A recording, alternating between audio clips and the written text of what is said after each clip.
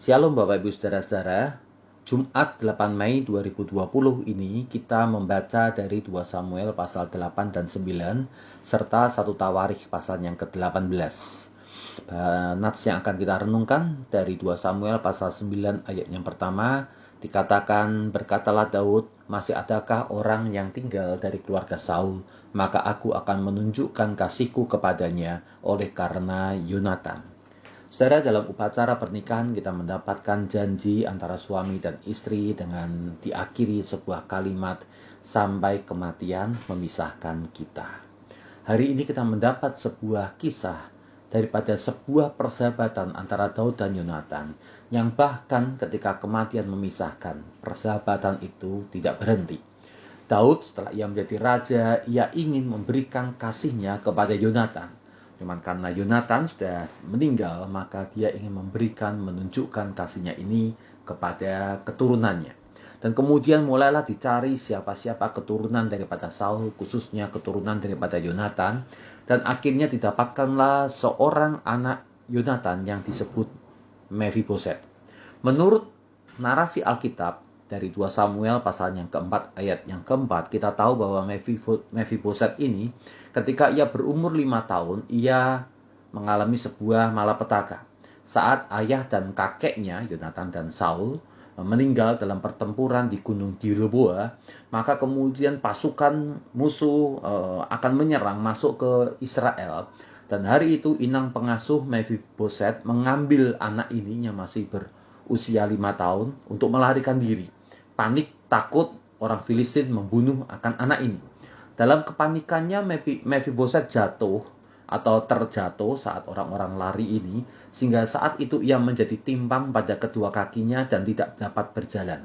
Sejak saat itu Mephiboset mengalami sebuah situasi yang sulit oleh karena cacatnya ini. Bahkan dia sendiri sudah merasa dirinya tidak berguna. Anda bisa mendapatkan pada perikop yang kita baca pasal 9 ayat yang ke-8 dari 2 Samuel dikatakan, lalu ia, Mephiboset, bersujud dan berkata, siapakah hambamu ini sehingga engkau menghiraukan seekor anjing mati seperti aku? Anjing adalah binatang yang dianggap rendah, najis, dan dia menganggap dirinya atau dia meletakkan dirinya seperti seekor anjing mati, artinya sudah nggak berdaya dan dijauhi orang-orang nggak ada yang mau menyapa dia lagi. Walaupun Mephiboset merasa dirinya sama sekali tidak berguna, namun setelah 15 tahun dari kejadian itu, Daud saudara-saudara mengingat Mephiboset bukan karena dirinya, tapi mengingat karena ayahnya pun juga karena kakeknya. Jadi hari itu saudara-saudara, Daud melakukan sebuah tindakan kasih karunia yang luar biasa kepada Mephiboset, sehingga ia dikembalikan status dan kedudukannya sebagai seorang bangsawan.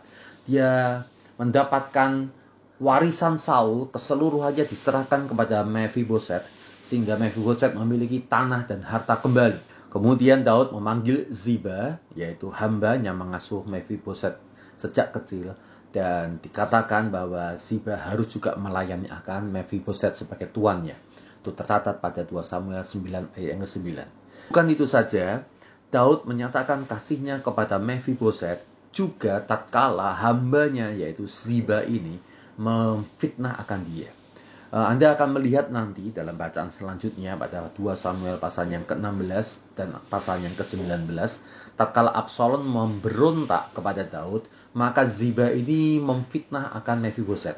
Tapi Daud sangat mempercayai akan Mephiboset, sehingga ia tahu bahwa Ziba sudah melakukan tindakan yang salah dengan berdusta. Daud mengasihi dan juga mempercayai Mephiboset. Bahkan saudara-saudara, ada sebuah kisah yang lebih seru lagi sebenarnya dari 2 Samuel pasal yang ke-21, nanti Anda akan melihatnya. Satu kali saudara-saudara, kerajaan Daud mengalami sebuah kelaparan 3 tahun lamanya, dan Daud bertanya kepada Tuhan, Tuhan, mengapa negeri kami tertimpa akan bencana? Dan kemudian Tuhan menjelaskan bagaimana Saul pernah berhutang darah kepada orang-orang Gibeon.